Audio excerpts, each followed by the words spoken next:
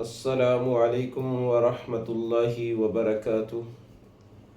الحمد للہ رب العالمین والعاقبۃ للمتقین والصلاة والسلام علی سید الانبیاء والمرسلین وعلی آلہ واصحابہ اجمعین، اما بعد فاعوذ باللہ من الشیطان الرجیم، بسم اللہ الرحمن الرحیم۔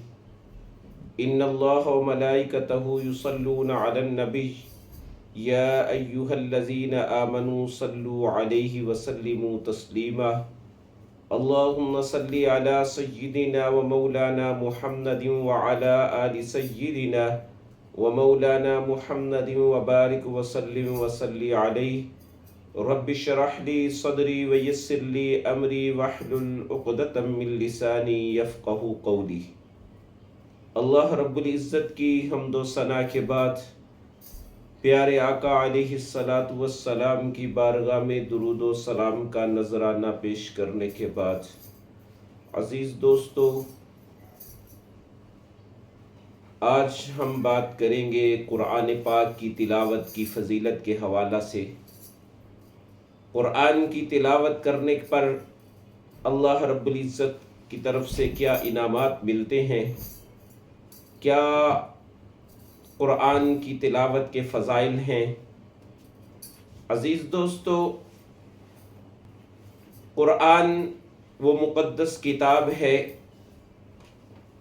جامع ترمذی کی روایت ہے، پیارے آقا علیہ الصلاۃ والسلام نے ارشاد فرمایا،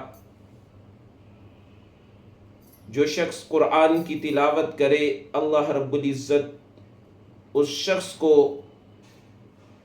ایک حرف کے بدلے میں ایک نیکی عطا کرتے ہیں۔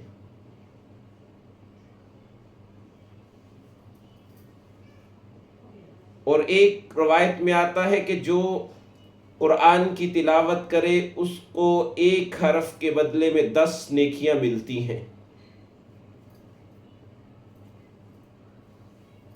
جو جامع ترمذی کی روایت ہے، جس کے اندر پیارے آقا علیہ الصلاۃ والسلام نے ارشاد فرمایا کہ جو شخص قرآن کی تلاوت کرے اس کو اللہ رب العزت ایک حرف کے بدلے میں 10 نیکیاں عطا کرتے ہیں۔ اور اس کے اندر آپ صلی اللہ علیہ وسلم نے فرمایا، چنانچہ میں نہیں کہتا کہ الف لام میم ایک حرف ہے، بلکہ الف ایک حرف، لام ایک حرف، میم ایک حرف، جبکہ یہ 3 حرف ہو چکے ہیں، اور 3 حرفوں کے بدلے میں 30 نیکیاں قرآن کی تلاوت کرنے والے کو ملتی ہیں۔ اور میرے اللہ رب العزت نے ارشاد فرمایا، جو کل قیامت والے دن میرے پاس ایک نیکی لے کے آئے گا، میں اس کو 10 کے برابر اجر دوں گا۔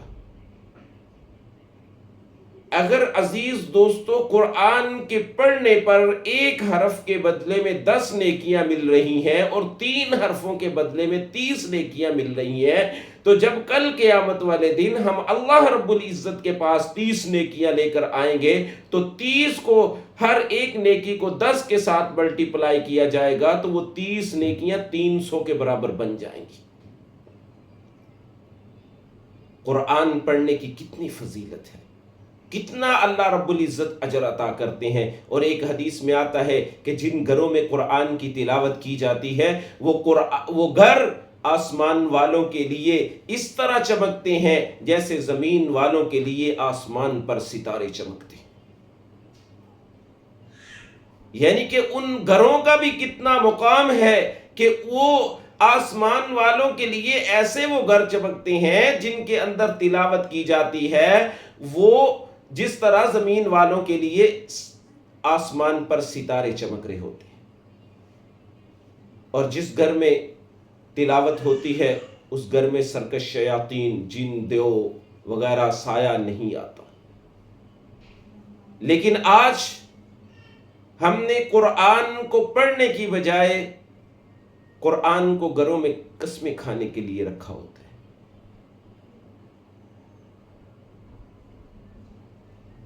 ایک میں نے واقعہ سنا کہ ایک علاقے کے اندر ایک قاری صاحب تھے، رمضان شروع ہو چکا تھا تو سب گاؤں والوں نے کہا کہ آج ہمارے گھر افطاری، آج ہمارے گھر، یعنی کہ اس طرح 30 دنوں کو ڈیوائیڈ کیا گیا ہر گھر کے اوپر، کیا اس کا نام ہے، آج قاری صاحب نے سحری افطاری کا آپ نے بندوبست کرنا ہے۔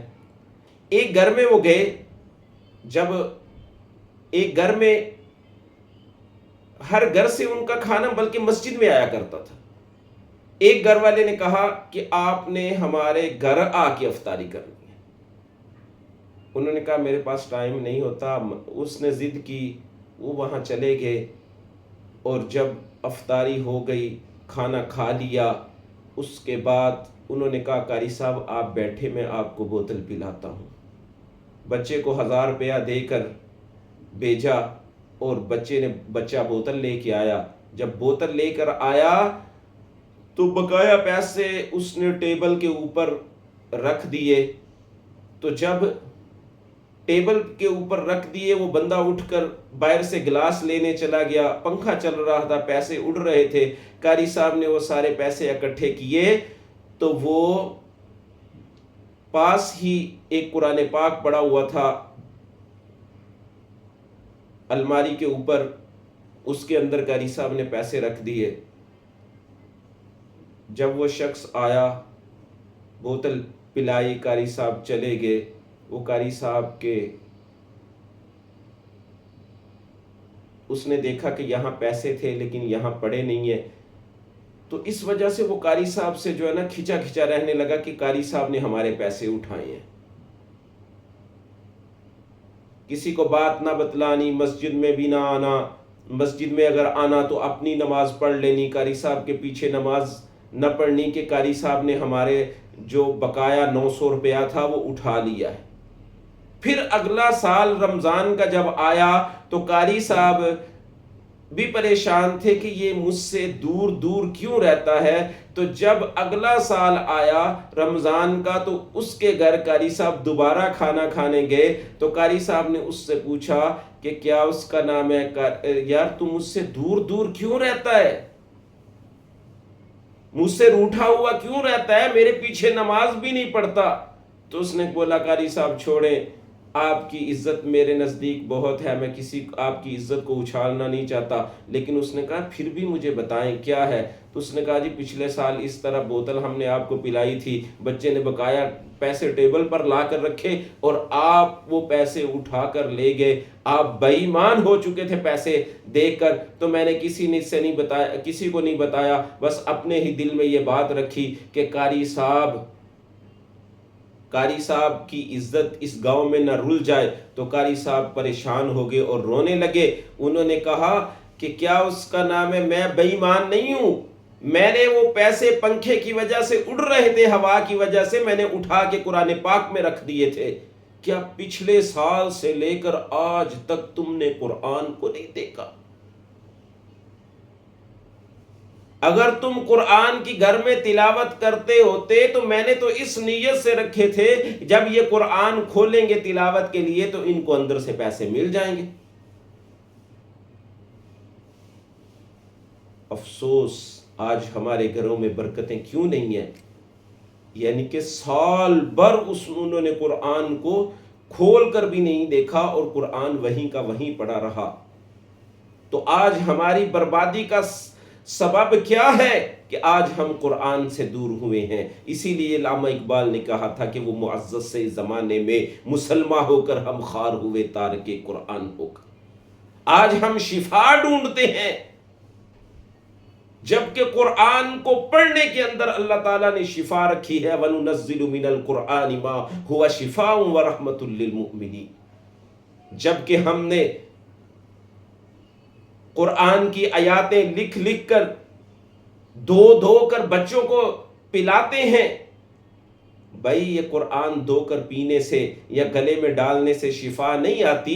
اللہ تعالیٰ نے قرآن میں ارشاد فرمایا کہ ہم نے اس مومنوں کے لیے اس قرآن کو شفا بنا کر بھیجا ہے، یہ پڑھنے سے آتی ہے،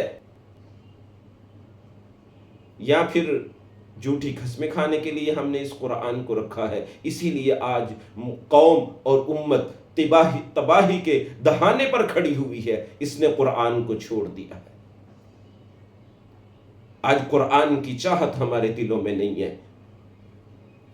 آج اسی لیے ہمارے گھروں کے اندر جو ہے نا سرکش شیاطینوں نے ڈیرے ڈالے ہوئے ہیں، جادو ٹونے نے ڈیرے ڈالے ہوئے ہیں. اگر آج ہم اپنے گھروں کے اندر تلاوت کرتے، اپنے گھروں کے اندر قرآن کو پڑھتے، قرآن کے مقام کو سمجھتے، تو آج ہمارے گھروں کے اندر اتنی بے برکتی نہ ہوتی. جو کہا گیا، سنا گیا، سنایا گیا، اللہ تعالیٰ اس پر عمل کرنے کی توفیق عطا فرمائے. عمل سے زندگی بنتی ہے، جنت بھی جہنم بھی. یہ خاکی اپنی فطرت میں نہ نوری ہے نہ ناری ہے. اللہ میرا اور آپ کا حامی و ناصر ہو. آپ سے گزارش ہے کہ ہمارے اس چینل وزڈم آف اسلام کو زیادہ سے زیادہ لائک کریں، شیئر کریں، سبسکرائب کریں. اللہ میرا اور آپ کا حامی و ناصر ہو. وآخر دعوانا ان الحمد للہ رب العالمین.